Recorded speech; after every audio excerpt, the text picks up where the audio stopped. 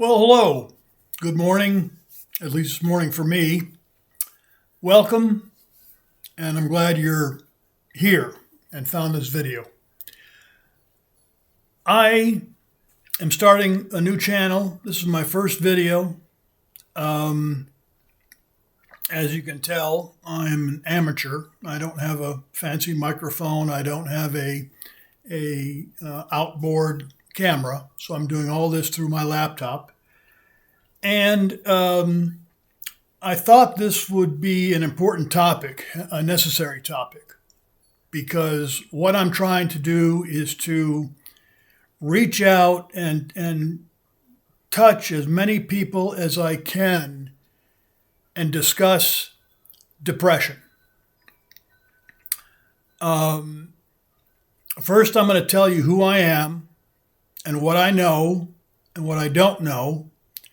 And I pretty much know everything. So my name is Michael. The title of these videos will always be Got Depression, Michael Talks. And it's simple. My identifier on my YouTube page is Outlaw Scholar. And so I am an RN, registered nurse. I have years prior to that. I was a paramedic and worked on the streets of New Orleans, Baton Rouge, and the countryside of South Louisiana, including offshore.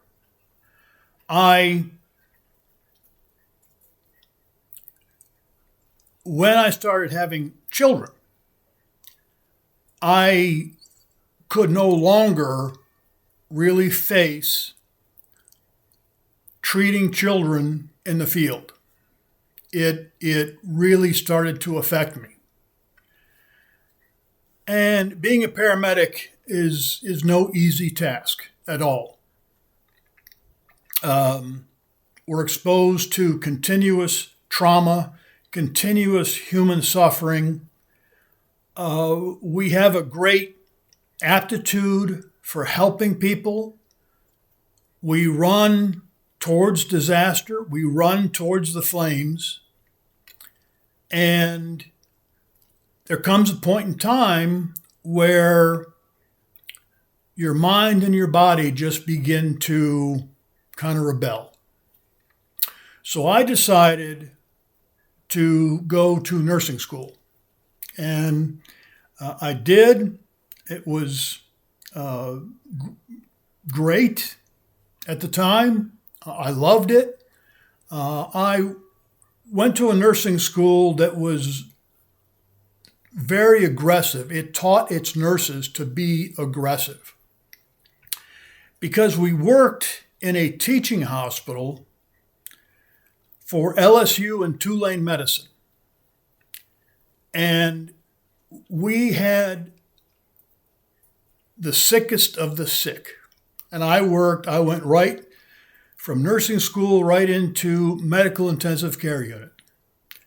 And that at the time was pretty unheard of because, they wanted you to get experience on the floor with, kind of easier patients to deal with. And you go on the floor or on the ward and you have 7-8 patients and you learn time management, you learn medication management, treatment management, all these things. But with my history of critical care, cardiac, I was at the time, kind of a cardiac expert. That was my forte. I was an ACLS instructor, which is advanced cardiac life support. I was an ATLS instructor, which is advanced trauma life support. I was able to go right to ICU. Now, when I first went to New Orleans from the Midwest, I graduated from Creighton University with my paramedic. I thought I knew everything. I was good, and I got to New Orleans and I realized my first week on the streets, I didn't know squat. Um, Half of New Orleans at the time, and I'm sure it probably still is to some extent today, half the population was on Haldol. And New Orleans had actually at the time, a couple of psychiatric hospitals and psychiatric units. And we're talking, mid 90s when most had closed across the country. The psych unit I worked in, the psych unit that I did my training in at Charity Hospital, was the most acute in the country. And we took care of patients who were schizophrenic, who were criminally insane, who were had diagnosis of mental issues stacked upon each other, and they were very tough to handle, very tough to deal with. There were quite a few rules that we had to go by because you didn't want to be put in a position where you could be seriously hurt or even lose your life on that. That was a lockdown wing of the hospital. But I learned so much. I learned so much at that hospital. And I went on and I worked in the private sector. I did cath lab. I did home health as a cardiac nurse at the time. And unfortunately, in 1998, I was involved in a car accident that ended my career in medicine. I was on my way to anesthesia school, and God had other plans for me. So, but I'm going to get into that later. I'm going to tell you my life story because I am both a survivor and a winner at the same time. I was diagnosed with depression in 1999. And it came from basically losing the life that I had, that I knew, losing my career, losing my health. Thank God that I had a strong wife who was also a nurse. I met her in New Orleans. She was a nurse. I was a paramedic. And we worked as a team, and she stood by me. And I owe her everything in my life. And now we've been married 37 years. So anyway, it's 2025 now, and I've had about 20 something surgeries, orthopedic surgeries. A lot of my body is titanium, so I could probably double for the Terminator. And I live in pain every day. And that will be another topic that I cover in this series is pain, because pain contributes to depression. Every couple of days, I'm going to post a new video, and I'm going to cover, excuse me, everything that we can cover. I'm going to cover everything we can cover. That's redundant. I'm going to cover medications. I'm going to cover diagnosis, which is, depression, manic depression, personality disorders, the effects of depression, and abusive tendencies, including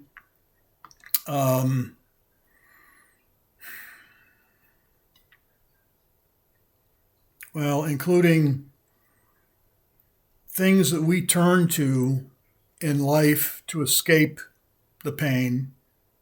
We turn to things, dependencies, to help us cope. And I'm talking about alcoholism or alcohol. I'm talking about spending addiction. I'm talking about hoarding. I'm talking about a whole raft of dependencies that can come with depression.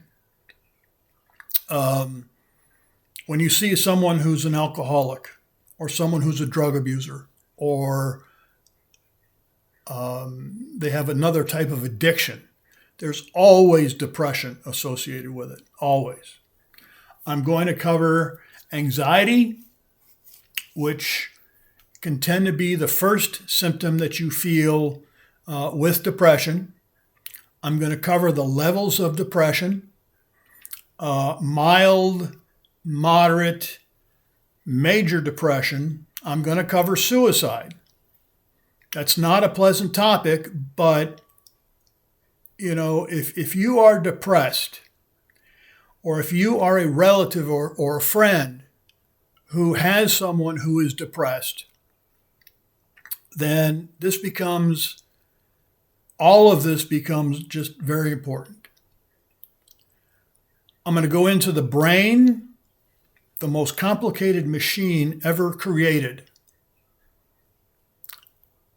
the most powerful machine ever created, and what it does for us and what it can do against us is the topic of this whole series.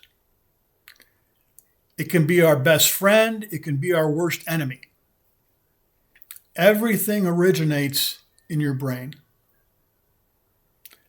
I'm going to discuss with you the potentials for, not potentials for, but past history, genetic history plays a major part in depression.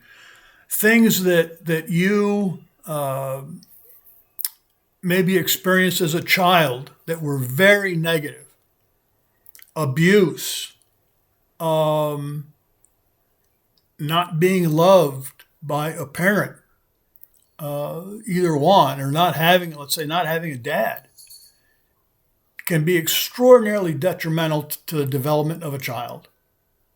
And that's where it all begins. There are two crucial times in a person's life where development is first and foremost. One is at a child's age. They learn. If you think about a baby is born sterile.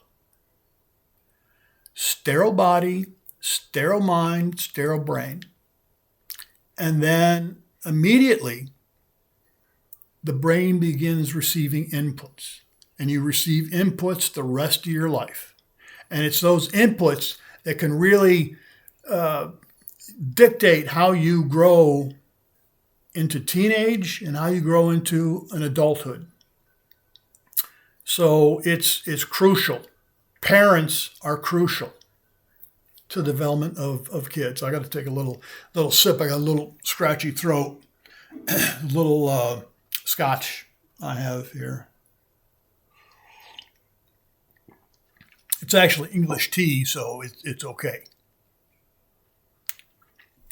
So, and then I'm going to approach this with medication. People try and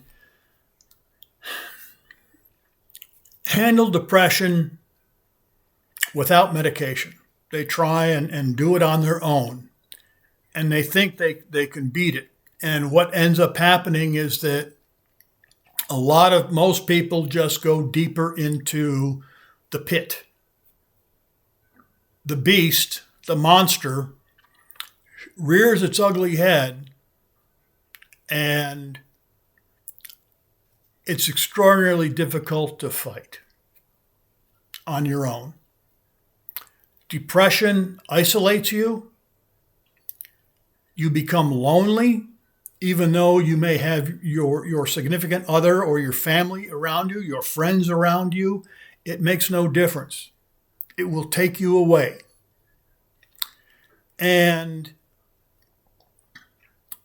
when you have depression, you can sink into the abyss. And I've had major, severe depression. And it is hell. I've seen hell. And I don't want to go back. I refuse to go back. Medication is extraordinarily important. Many times medication is not handled correctly by either the doctor or you. You have to be your own advocate. You have to step up and have the confidence to tell your doctor, I don't think this is working and I'd like to try something else. That's what I did, honestly. And I had the great luck of meeting a psychiatrist who was really down to earth, extraordinarily smart, aggressive, and I was with him for years and years, to the point that he and I became good friends. And we were able to separate the professional side from the friendship side. And, excuse me, he worked with me on medication. And when I get into the medication section of this series, I'm going to explain quite a bit on how the medications work, how they think they work, because they don't really know, and the pitfalls of the trap of antidepressant medications.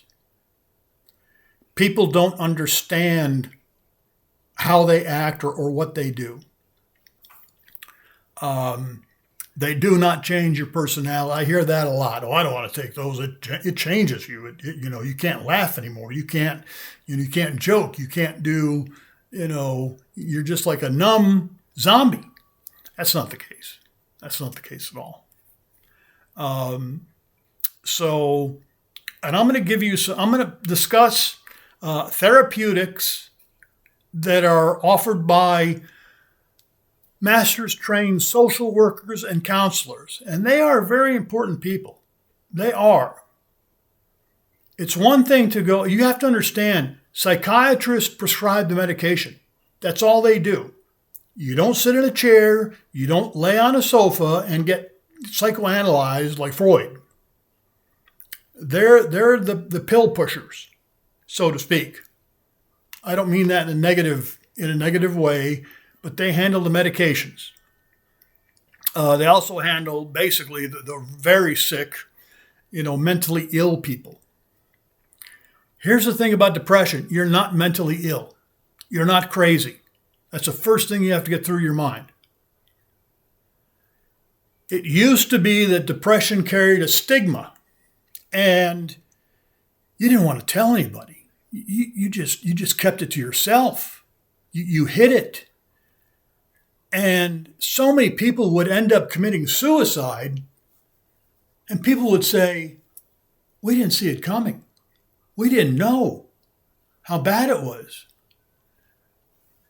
Someone who's in depression can have the ability to present kind of a normal facade at work.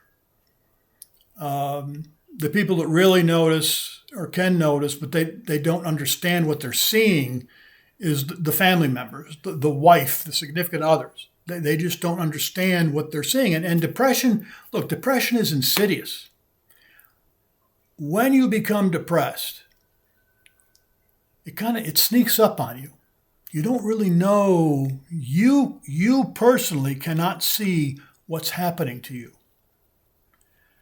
And I learned a very long time ago that I monitor myself for those first indications of depression. Procrastination, loss of interest in doing things that I like. I didn't want to be around people, or my desire to go out and have dinner or go to a bar or even go to a movie just kind of diminished. And you kind of disengage from the world. And slowly it gets worse and worse and worse. So I'm going to cover all that with you. I'm going to give you the full picture, and I'm going to give you the full picture on how to help yourself. Because you go to a psychiatrist says, okay, here's a prescription, take these medicines as directed. And generally they don't say to you that it can take 3 or 4 weeks for the medication to kick in and work. I don't know why they don't tell patients that. That's why Prozac became known in the 90s when it came out as the suicide drug, because Prozac could take 6 to 8 weeks to kick in to help people. Well, you've got people who are massively depressed in a spiral towards suicide, and the medication is not yet working. So there are a lot of little nuances with this. I'm not going to say disease, I will say condition, that will help you. One of the things that I found very helpful to me and to people that I have met, I'm going to get to the real crux of why I wanted to come on YouTube and try and reach people.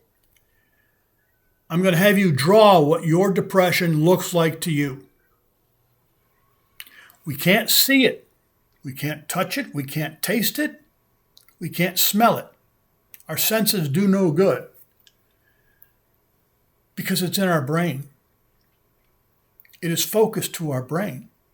Everything else in our body, if something happens to any extremity or any part of our body, you stub your toe, you hit your finger with a hammer, anything, you feel it immediately and you know what to do to ease the pain. Depression can have a pain unto itself. And when you get that pain, it's in your head and there's nothing you can do. You just have to deal. It's tough. Generally, that pain does not come until, someone is in a major depressive episode. Because you have depression, it's not the end of the world. You have to think that it's the beginning of the rest of your life. I will show you a way to the light, out of the darkness. I'm going to discuss faith with you. I won't discuss religion. I'm going to discuss faith. What brought me to making this video is that I had a depressive incident in early this year in February. And you have to understand that a lot of people in the Northern Hemisphere, are affected by SAD, seasonal affective disorder. And that's because the light of the day is cut down severely. Instead of the sun being out at 9 o'clock at night, up here in Omaha, now we're looking at 5 o'clock in the afternoon. It's dark. And we get up in the morning and it's light till about 7:30, 8 o'clock. And that's not a lot of time to be exposed to sunlight. And you need sunlight for the conversion of vitamin D in your body to help with depression. So I take once a week 50,000 units of vitamin D.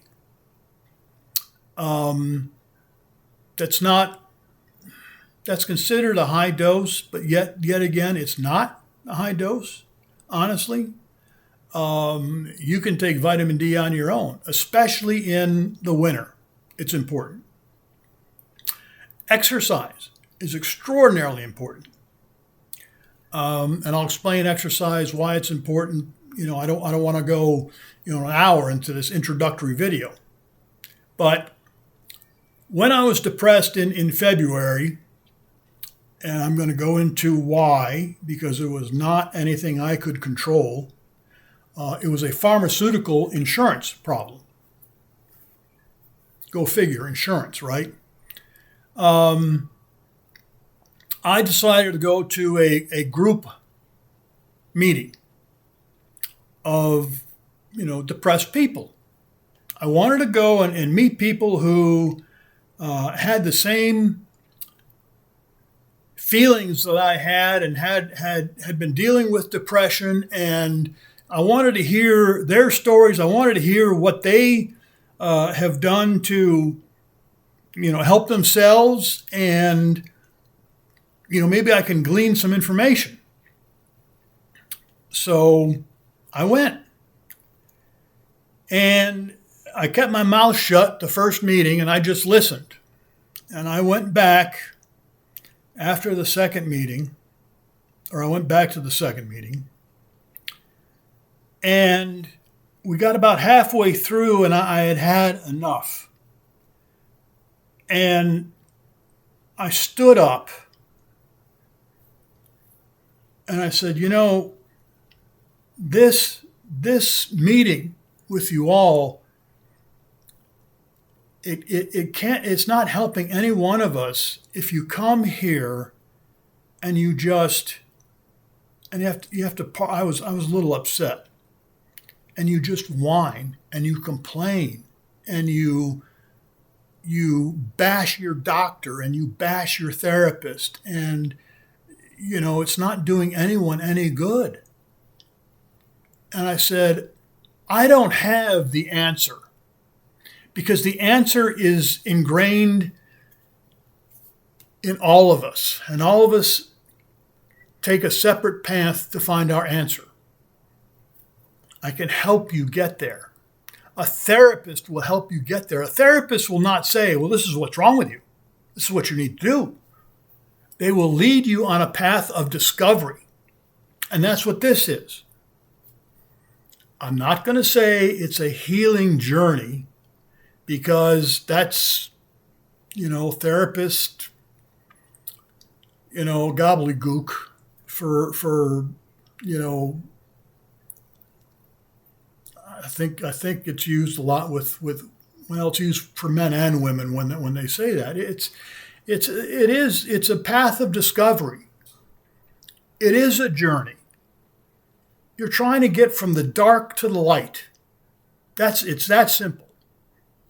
And you're trying to stay in the light and feel good and feel happy and function and do everything you want to do.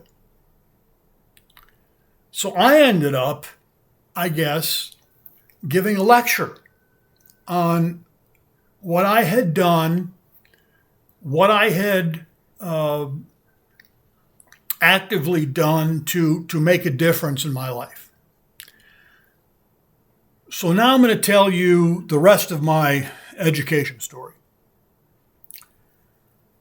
I returned to school in 2009, and it was like I returned to school, and my gears in my head were just like rusted shut, but I shook that off. I started to learn, and I began to have a voracious appetite for learning.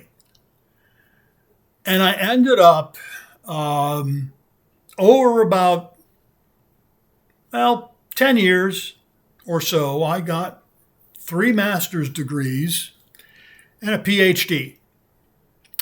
So now you know why I stood up and I started teaching. And I'm trying not to be a droning professor here. That's not what you need. But I had an effect on people. I helped people in that group. I had people come to me after about the 4th meeting and say, Mike, you really have helped me. And I used my technique of drawing or your depression, putting it on paper, looking at what you think your depression looks like. Use crayons, use magic markers, do a sketch drawing with a pencil. Bring it out of your mind in front of you on a paper so you can see what you're looking at and what you're fighting. It's a beast. It is the beast. And when people see what they've drawn, that's therapeutic. It's huge because you're taking something out of your brain that you just don't know how to fight it, and you're putting it right in front of you to see. So that's the first thing that's the first assignment we're going to do down the road. I'm going to discuss with you how the brain functions, how it works, why you get depression, and it's complicated. It's not a simple cut and dry, your neurotransmitters are down. It's not that easy. I'm going to do it in a way that you understand. I'm not going to use big medical terms and big pharmaceutical terms. I'm going to do it so everybody can understand. If I can help one person, then I feel I'll be very happy. Honestly, I think I can help a lot more than one person. But as I sit here and I'm recording this, I will start with 0 subscribers, 0 views. So, hopefully I can build this up and I can attract people into my channel who can get some relief and can understand what they're dealing with. So I'm going to wrap it up here, but I would like to interact with people. And I've looked at different ways of doing it on YouTube. I think I'm going to post my email. I have a special email. I'm going to post it on every video that I do. And people can email me with their questions or, their problems. If it's something that I don't know, I can find out. I'm a PhD. That's what we do. We research. If it's something that I cannot answer, or if it's a question for your psychiatrist or your therapist, that's where I'll send you. I'm here to try and help you with your everyday, every night issues. You go to your psychiatrist for half hour, 45 minutes, and you get your medication. And you go back and you do a check, and he says, "Well, how do you feel? Any side effects from the medication?" You go to your therapist weekly, and the therapist will give you tasks to do. It could be grounding, which is a therapeutic function that they may have you do, and I'll explain what grounding is. There's other techniques that they can have you do, and they are best suited to guide you in those techniques because their specific education allows that. I don't carry a license to practice medicine. I don't carry a license in any state to offer counseling because you have to take you have to do testing and you have to be licensed by the state. But I'm just a guy who has had depression for 25 years, who has found a way out. And I want to spread my knowledge to other people. That's it. So I want to be in contact with people who might want to be in contact with me. I think down the road, if this channel can grow, I think maybe I'll try Zoom. I don't know how it'll work. Maybe I'll have to do a Patreon, and it wouldn't be very. I mean, everything I'm going to give on this channel is free. It's free. And if you decide that you want to support me, because I'm not employed, the reason I'm not employed and the reason you probably can't tell anything is that I'm blind. So it's very difficult to work when you can't see. I do things on my laptop at home. I try and write journal articles. I try and do research. I try and keep myself busy. This is my new goal, is to try and educate and help people. Paramedics and nurses are nurturers. I mean, I may look ugly. I may look, big. I was a big, tough guy before my accident. I did all the stuff, wrestled, played football, lifted weights, everything. 6'2", I'm now 225 pounds because I've lost a butt ton of weight. I mean, really, I lost, a ton of weight off my butt. And I feel good. So I'm even heading to a new place right now. So that's it for today. It's 36 minutes long. It's long enough. So I hope you stick through. I want you to stick through the entire video because it's important. So the next video I do is going to be, I'm going to start at the beginning and explain depression and explain the functions of the brain and why people can be susceptible to depression. So I want to thank you for sticking with me on this, for joining me. I want you to have a great morning, great afternoon, or great evening, no matter where you are in the world. And we will get through this together. I will help you. There is hope. There is light. There is light. And it feels good. Thanks. I appreciate it.